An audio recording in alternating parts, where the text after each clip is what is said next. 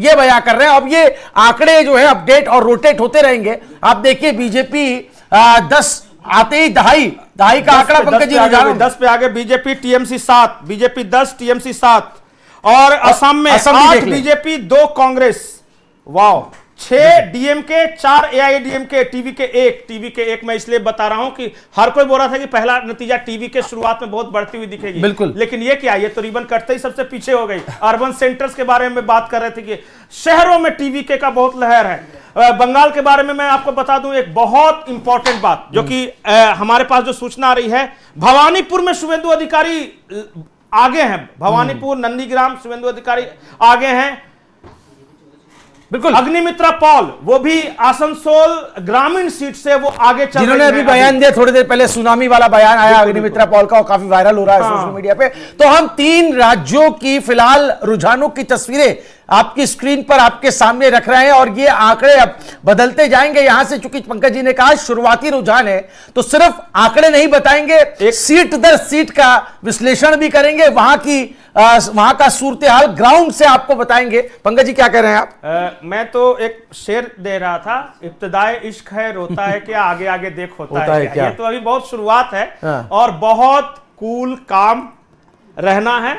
और मैं आपको बताऊंगा कि सबसे तेज के चक्कर में मत फंसिएगा, सबसे सटीक के चक्कर में रहिएगा और सटीक हम ही देंगे, क्योंकि मैं दावे के साथ कह रहा हूं कि अभी टेलीविजन चैनल पे जहां पे आप देख रहे हैं, कोई बहुत कम ऐसे पत्रकार होंगे जो 1.5 से 2 महीने बंगाल में अलग अलग जगहों पे घूम के आएंगे। हर शहर का कांटेक्ट नंबर मेरे पास है और इतना मैं बताऊंगा, मतगणना केंद्र में जो लोग हैं उनमें से भी कई का संपर्क नंबर, चंद घंटे और आपके को बहुत सारे सवालों के जवाब मिल जाएंगे और आप इनरिच होकर उठेंगे। तमिलनाडु के बारे में बहुत अच्छी अच्छी जानकारी मिलेगी, केरल के बारे में मिलेगी, पुडुचेरी जिससे बहुत सारे बड़े चैनल पूछ नहीं रहे हैं, हम उसके बारे में बताएंगे, इंटरेस्टिंग जानकारियां देंगे आपको, असम के बारे में बताएंगे और बंगाल तो बंगाल है ही, बंगाल में तो हम बिल्कुल वे अहेड हैं किसी भी दूसरे चैनल से। बिल्कुल। और 4 राज्य हैं, 1 केंद्र शासित प्रदेश है, वहां पर क्या कुछ हो रहा है, पल पल की अपडेट एनएमएफ न्यूज आपको देगा। जैसा पंकज जी ने कहा, 23 के चक्कर में मत पड़िएगा, 23 तो आज हर कोई दावा करेगा, लेकिन सटीक कौन होगा, किसकी बात में दम होगा, यह आप पिछले कई दिनों से देख रहे हैं। पंकज जी खुद ग्राउंड जीरो से कई जिलों को कवर करके स्टूडियो में एनालिसिस कर रहे हैं, हमारे संवाददाता भी वहां पर मौजूद हैं और हर सीट का, खासतौर पर जो वीआईपी सीट है उस पर हमारी नजरें हैं, क्योंकि वहां पर पॉलिटिशियंस की साख दांव पर लगी है। टीएमसी वर्सेस बीजेपी बंगाल में तो है ही है, लेकिन वहां पर कुछ ऐसे चेहरे हैं जिनका राजनीतिक भविष्य इस चुनाव के बाद से तय होना है कि वो कितना आगे जाएंगे या यहीं पर उनका जो है वो राजनीतिक अस्तित्व कहीं ना कहीं संकट में पड़ जाएगा। पंकज जी मैं आपके पास आता हूं, लेकिन देखिए क्या तस्वीरें बता रही हैं। केरल से भी कुछ आंकड़े अब सामने आ गए, आप देखिएगा एलडीएफ वर्सेस यूडीएफ का वहां पर जंग रहती है, तो लेफ्ट समर्थित जो दल है ये 23 का आंकड़ा आ रहा है और यूडीएफ जो कि कांग्रेस समर्थित है, कांग्रेस इसको लीड करती है, 18 का आंकड़ा जो है यूडीएफ के पक्ष में आ रहा है शुरुआती रुझानों में। तो ये एक आंकड़ा जो है वो बनते हुआ सामने आ रहा है। फिलहाल पुडुचेरी का जो डेटा है वो अभी हम अपडेट करेंगे थोड़ी देर में, लेकिन फिलहाल बंगाल, असम, तमिलनाडु और केरलम, ये तस्वीर हम आपके सामने रख रहे हैं। और केरल का भी पंकज जी आप एलडीएफ और यूडीएफ के बारे में जो हमने एनालिसिस किया था, कैसे देख रहे हैं शुरुआती रुझानों? देखिए, अब तक सब कोई कह रहा था कि यूडीएफ आगे है। मैं बार बार हर चुनाव के बारे में, केरल के बारे में बता दे रहा हूं कि वहां लेफ्ट के जो बेस्टन्स है, जो मजबूत है, उसके रिजल्ट बाद में आते हैं। वो ग्रामीण क्षेत्र है, साउथ केरला ज्यादा है। सबसे पहले रुझान आने शुरू होते हैं नॉर्थ केरला का, क्योंकि अर्बन सेंटर्स ज्यादा है, वहां आमतौर पर कांग्रेस आगे रहती है। लेकिन पहली बार ऐसा रुझान आया है कि खुला तो नॉर्थ केरला का है या फिर जो अर्बन सेंटर्स के हैं, लेकिन लेफ्ट आगे है। ये एक बहुत बड़ा संकेत हो सकता है। जो अभी सिर्फ पोस्टल बैलेट है, और पोस्टल बैलेट किसके होते हैं? सैनिकों के, बीएसएफ पे काम करे, सीआरपीएफ में काम करे, केंद्रीय कर्मचारियों के, राज्य सरकारी कर्मचारियों के। अगर वहां पे एलडीएफ आगे है भाई साहब, तो समझिए कि अभी मामला टाइट है केरला में भी। और ये नहीं कोई कह सकता कि बस कांग्रेस जीत ही रही है। अगर शुरुआत में, मैं तो सिर्फ इंडिकेशंस पकड़ रहा हूं, आपने घबराना नहीं है। एलडीएफ बहुत कड़ा मुकाबला देने वाली है और इस बात को आप अभी नोट कर लीजिए। अभी शुरुआती है, मैं बता रहा हूं कि कांग्रेस की राह आसान उतनी नहीं है जितनी बताई जा रही है।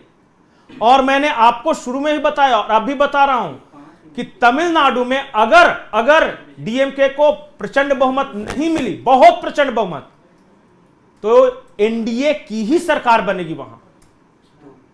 अच्छा, बिल्कुल, ये बड़ी बात बता रहे हैं क्योंकि हमें ही पता है इस बार बहुत बड़ा खेला होगा।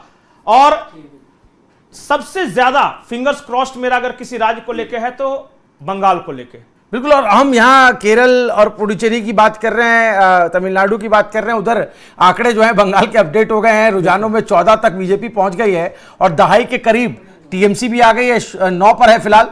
तो ये जो आंकड़े लगातार अपडेट हो रहे हैं, जो आप कह रहे हैं पंकज जी कि बंगाल में भी इस बार जो है वो हमने कहा था खेला वर्सेस झमेला, होगा क्या बंगाल के अंदर? ये फिलहाल बंगाल में क्या होगा इस बार सीसॉ की तरह होगा। अच्छा। जब आंकड़े आप देखेंगे तो शुरुआती बदलते रहे, क्योंकि मेरा जो अनुमान है और जो मुझे जो लोकल फीडबैक मिला उसमें 1-2% वोट का अंतर रहने वाला है दोनों पार्टियों के बीच, इससे ज्यादा अंतर नहीं होगा। अब 1-2% जब डायरेक्ट फाइट हो तो 1-2% का अंतर सीटों में भले बहुत ज्यादा दिख जाता हो, लेकिन ये सब कुछ डिपेंड करेगा कि कांग्रेस कैसा परफॉर्म कर रही है। अगर कांग्रेस ने 10 से 1 सीट के आसपास अच्छी टक्कर दी है और अगर आईएसएफ पिछली बार की तरह 1-2 सीट लाने में कामयाब हो जाता है, हुमायूं कबीर का अगर खाता खुल जाता है, स्वयं 2 जगह से लड़ रहे हैं, अगर वो जीत जाते हैं तो ये सब मिला के 10-15 लीजिए पंकज जी, आपने कहा टफ फाइट होगी, सीसॉ होगा, और वो दिखने लगा है। TMC 18, BJP 19। मतलब ये आपको पता है ये 2 बजे तक ये सब दिखेगा।